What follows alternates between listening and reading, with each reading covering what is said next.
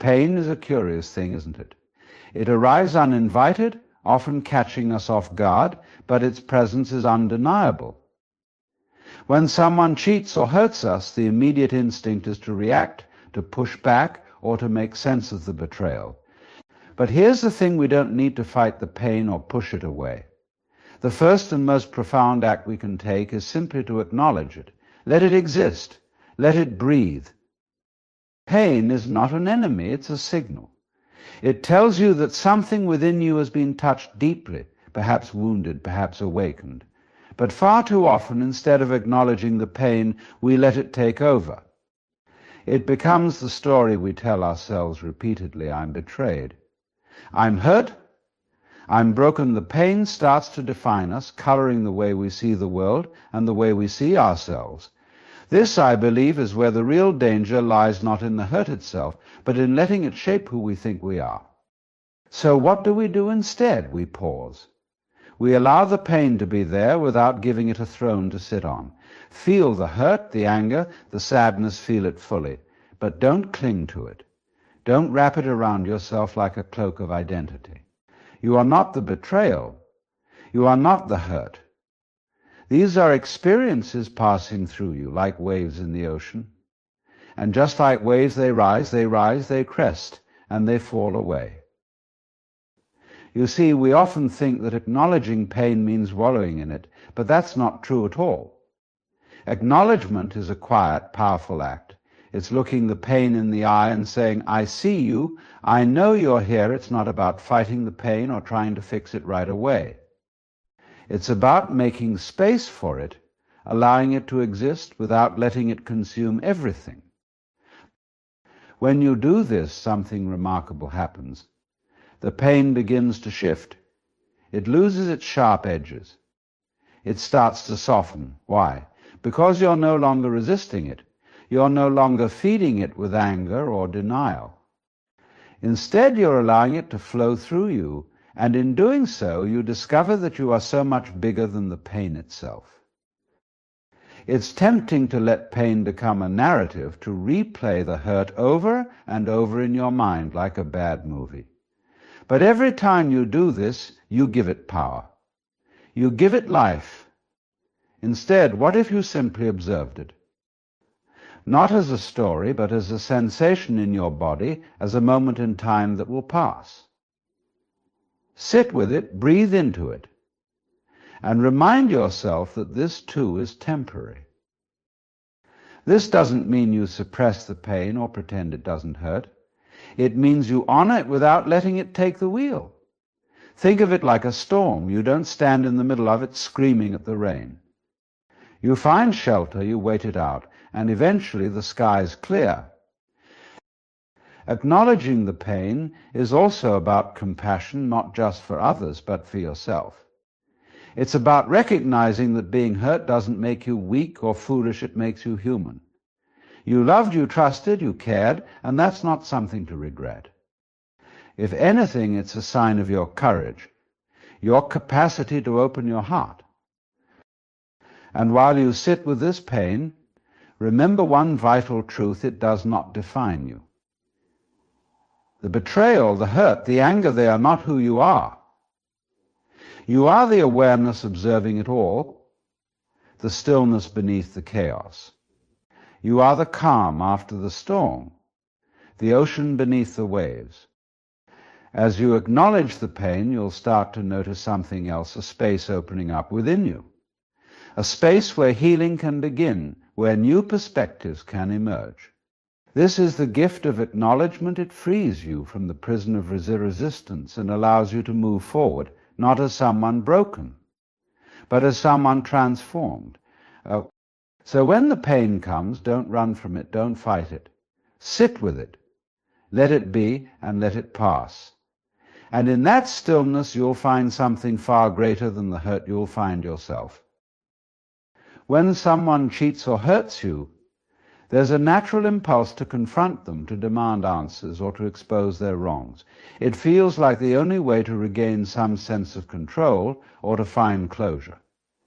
But let me ask you this: have you ever seen anger bring peace?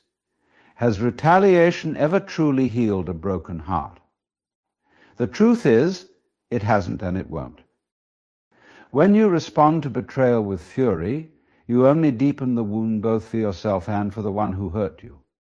Anger feels powerful in the moment it rushes in, like a storm, filling you with adrenaline and the illusion of control. But anger is a double-edged sword. It doesn't cut only outward, it cuts deeply inward, too. What's truly powerful is restraint. Not suppression, not avoidance, but the conscious decision to step back, to breathe, and to choose silence over chaos. Silence isn't weakness. In fact, silence is one of the most profound responses you can offer. When you don't retaliate, you're saying, I won't lower myself to the same level. I value my peace too much to give it away. In the silence, you create space for yourself to process, to reflect, and to begin healing. When you don't immediately react, you prevent the situation from escalating further. You're not suppressing how you feel, you're choosing to pause so that your response, if one is needed, comes from clarity rather than from the heat of emotion. This pause, this silence, does something extraordinary. It allows you to see the situation for what it truly is. When emotions run high, they distort reality. Everything feels bigger, heavier, and more urgent than it really is. But in silence, you gain perspective. You start to see beyond the immediate hurt, beyond the betrayal. You see the other person not as an enemy, but as someone acting out of their own pain, confusion, or limitations. This doesn't mean you excuse their behavior. It doesn't mean you justify it or pretend it didn't hurt.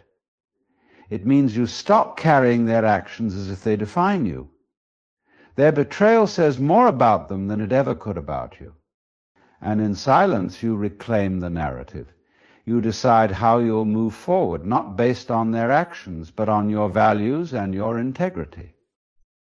Silence is also incredibly disarming. People expect a reaction.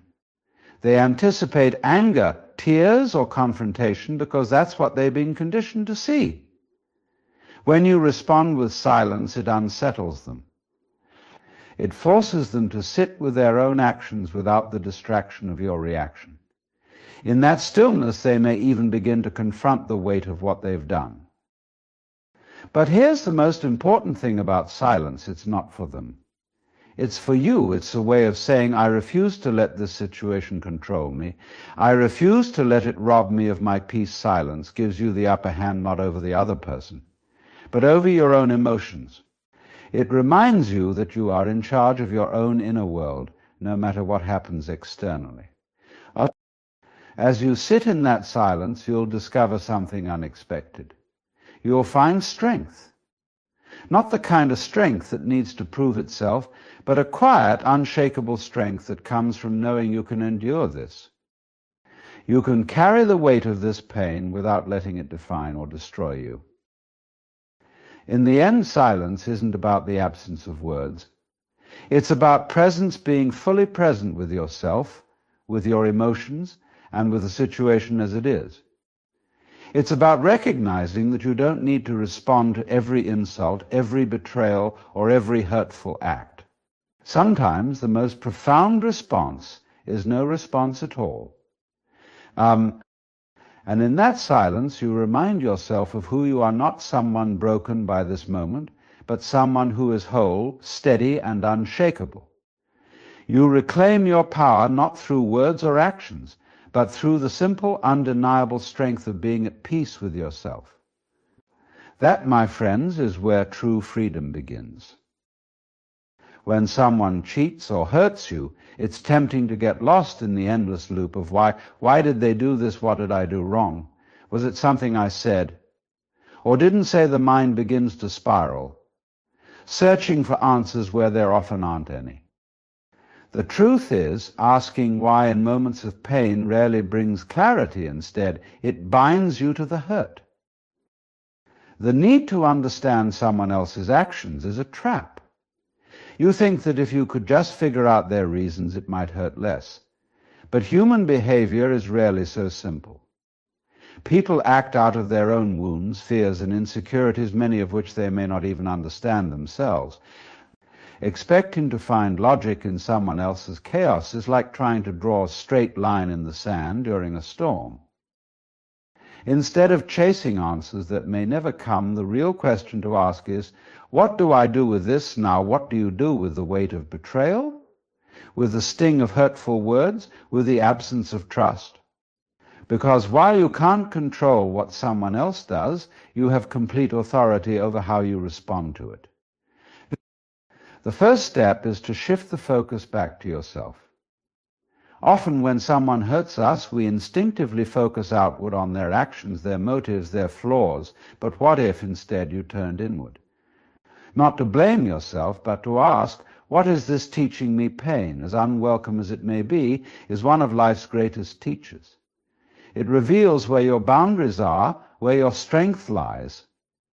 And where your strength lies and where your healing still needs attention. Perhaps this moment is an opportunity to re-examine what you've been tolerating. Have you been sacrificing your own needs to keep the peace? Have you been ignoring red flags because you hoped things would change? Pain has a way of stripping away the illusions we cling to, forcing us to confront what we may have been avoiding. But this isn't about self-blame. It's about self-awareness. There's a difference. Blame looks backward, keeping you stuck in regret and guilt. Awareness, on the other hand, is forward-moving. It's about saying, I see this now, and I can choose differently moving forward. Choosing differently often means creating space, not just physical space from the person who hurt you, but emotional space to breathe, reflect, and heal. This isn't easy. There's a part of you that may want to cling to them, to try to fix things, to make them see your worth.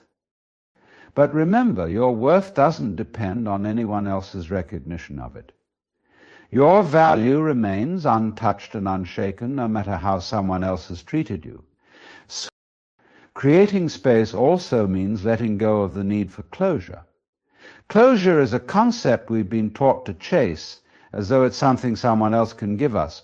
But true closure comes from within. It's the moment you decide, I don't need an apology. I don't need explanations. I am enough as I am, and I can move forward without them. Letting go isn't about forgetting or pretending the hurt didn't happen. It's about freeing yourself from the chains of the past. It's about refusing to let someone else's actions define how you feel about yourself or how you live your life. And here's the most beautiful part: when you let go, you create room for something new. New growth, new opportunities, new connections, ones that align with the person you are becoming, not the person you were when you were hurt. So if you find yourself stuck in the endless, why take a breath? Redirect that energy inward. Focus not on understanding them, but on understanding yourself. What do you need? What are you ready to let go of? What kind of life are you ready to create from this moment forward? Because ultimately this isn't about them.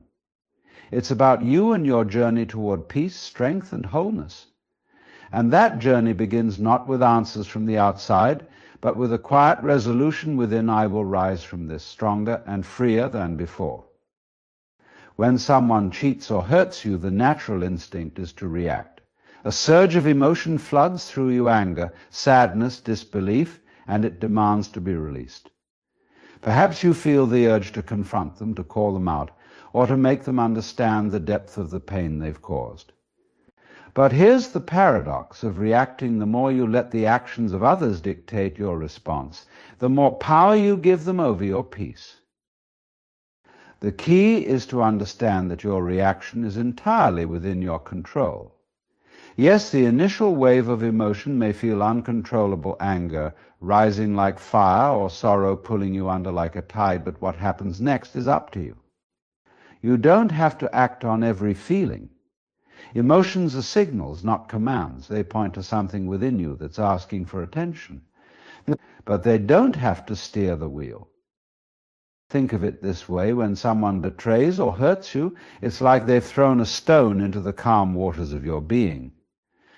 The ripples are inevitable at first, but if you keep feeding those ripples through obsession, through revenge, through endless replaying of the event, you turn them into waves. And those waves crash over you, disrupting your peace and clarity. The stone is no longer the problem.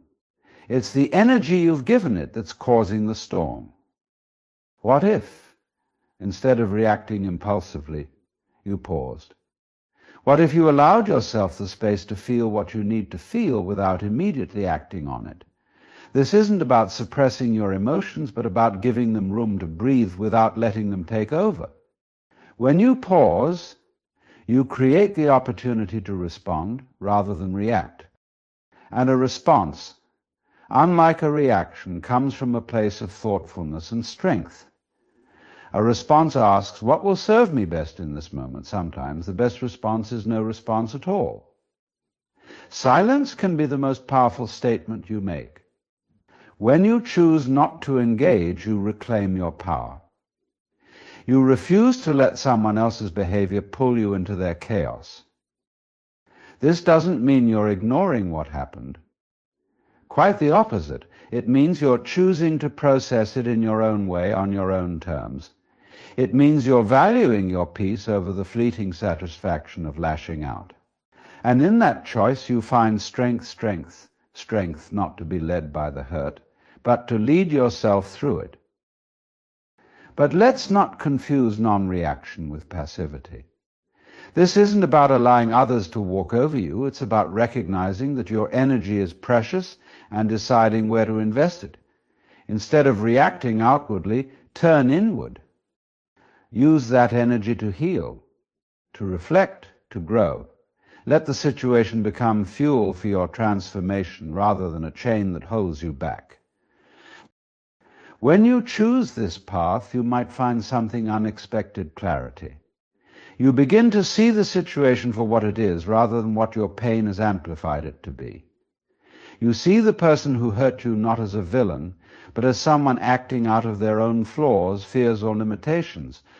And while this doesn't excuse their actions, it can help you let go of the need to carry their burden. In the end, reacting is easy. It's instinctive. But responding? That requires courage, self-awareness, and a deep commitment to your own peace. It's a choice to rise above, to not let someone else's actions define your own. So when you're faced with hurt, remember this: your greatest power lies in how you choose to move forward. Not in what you say to them, but in what you say to yourself. You reclaim what was always yours, your strength, your dignity, and your peace. When someone cheats or hurts you, the pain they cause can linger like a shadow, casting doubt on everything you thought you knew. You may find yourself questioning not just the person, but your own worth, your judgment, and even the fairness of life itself. It's easy to feel as though something precious has been taken from you, a piece of your trust, your confidence, or your joy. But what if, instead of dwelling on what was lost, you shifted your focus to what remains? In every experience, even the painful ones, there is something left behind. There is a lesson, a seed of wisdom, and an opportunity for growth. This isn't about minimizing the hurt or pretending it didn't happen. It's about recognizing that life doesn't leave you empty-handed. Every moment, good or bad, adds something to your journey. The key is to uncover it. When betrayal strikes, it can feel like the ground beneath you has cracked open. Yet in that fracture there is room for new growth. Imagine a tree that survives a storm. The winds may break a branch or two, but in time those wounds heal, and the tree grows stronger, more resilient. In much the same way, the experiences that test you also offer the potential to deepen your understanding of yourself and the world. Take a step back and ask, what is this teaching me? It could be teaching you the importance of boundaries, the strength of your own resilience, or the necessity of self-love. Maybe it's showing you that not every connection is meant to last forever, and that's okay. Some people come into your life as blessings, others come as lessons. Either way, they leave you with something that can help you on your journey if you're willing to see it. But to reach this place of understanding, you must first be willing to let go of the narrative that keeps you tied to the pain. It's tempting to replay the hurt, to dissect every word, every action, trying to find an answer that will satisfy your sense of justice. Yet the truth is, no amount of revisiting the past can change it. The only thing you can change is how you carry it. Instead of carrying the weight of the hurt, choose to carry the wisdom it has given you. This shift doesn't happen overnight, and it doesn't mean you forget what happened. It means you decide to no longer let it define you. You stop asking, "Why did this happen to me?" and start asking, "How can I grow because of it?"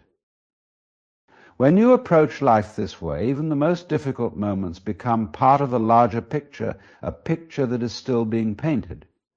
You realize that the hurt was not the end of your story, but a chapter that is shaping you into a stronger, wiser, and more compassionate version of yourself.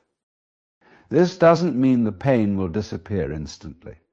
Healing is a process, and it takes time. But as you focus on what you can learn and how you can grow, you'll notice something remarkable. The pain starts to transform. It softens, it shifts, and eventually it becomes a source of strength. You may even find yourself feeling gratitude not for the hurt itself, but for the person you've become because of it. In the end, the greatest victory over betrayal isn't in getting even or proving someone wrong. It's in rising above, in using the experience to become more of who you truly are. The person who hurt you may have taken something from you, but they cannot take your power unless you give it to them. And when you choose to turn your pain into wisdom, you reclaim that power in the most profound way. So, when life tests you, when someone breaks your trust or wounds your heart, remember this: the hurt may have entered your life, but it doesn't have to define your life. You are the one who gets to decide what it will mean. And in that decision lies your freedom. When someone cheats on you or inflicts harm, the instinctive response is often to demand an explanation or seek some form of justice. It feels natural to want to confront them, to make them see the depth of the hurt they caused. But what if the most powerful response isn't to react outwardly at all, but to redirect your energy inward? What if the most profound act you could take is to rise above the situation entirely, not through denial, but through transcendence? You see, every action someone takes, especially those that wound others, comes from their own inner struggles. People hurt others not because they are strong, but because they are lost. Their actions are often reflections of their fears, insecurities, or desires. When someone cheats, lies, or betrays, it reveals far more about who they are than it does about who you are. And if you allow their behavior to dictate your sense of worth, you're handing over control of your inner peace to someone who may not even have control over themselves. Imagine for a moment that you're standing by a still pond. Someone throws a stone into the water, and it ripples outward, disrupting the calm surface. You might be tempted to toss your own stone in response, to counteract their action, but doing so only adds to the chaos. Instead, what if you waited, allowing the ripples to settle on their own? In time, the water returns to its natural state of stillness. This is how you must approach moments of betrayal or harm, by choosing not to add more ripples to the disturbance. This doesn't mean suppressing your feelings or pretending you aren't hurt. Quite the opposite, it means acknowledging your pain, honoring it, and then releasing it. Holding on to resentment or anger only anchors you to the very person who caused your suffering. It binds you to the moment of betrayal, replaying it over and over in your mind. But when you choose to let go, you free yourself from that cycle. You reclaim your emotional freedom, your peace, and your power. It might sound counterintuitive, but forgiveness is not about excusing someone's actions. It's about liberating yourself from the weight of their choices. Forgiveness is an act of strength, not weakness. It's saying, I will not allow your actions to define how I feel about myself or dictate the course of my life, and this doesn't require a grand declaration or even a conversation with the person who hurt you. Forgiveness happens within you. It's a quiet decision to prioritize your well-being over your anger. Of course, letting go doesn't mean you have to welcome the person back into your life. Boundaries are essential. They protect your energy and ensure that you don't continue to be a receptacle for someone else's turmoil. Letting go is about finding peace, not reconciliation. It's about moving forward without carrying the weight of the past. When you shift your focus away from the person who hurt you and toward your own healing, something remarkable begins to happen. You stop seeing yourself as a victim of their actions and start seeing yourself as the architect of your own life. You realize that while you cannot control what others do, you have absolute control over how you respond. And in that realization lies a kind of power that no one can take from you. This journey of rising above isn't always easy. It requires patience, courage, and a willingness to confront your own emotions. But as you move through it, you'll discover a strength you didn't know you had. You'll see that the experience, as painful as it was, has shaped you in ways that make you more compassionate, more self-aware, and more aligned with your true self. So when you're faced with betrayal or hurt, remember this: you are not defined by what happens to you, but by how you choose to grow because of it. You have the power to turn pain into wisdom, resentment into freedom, and wounds into healing. And in doing so, you rise not above the person who hurt you, but above the hurt itself. And that, my friends, is where true freedom lies.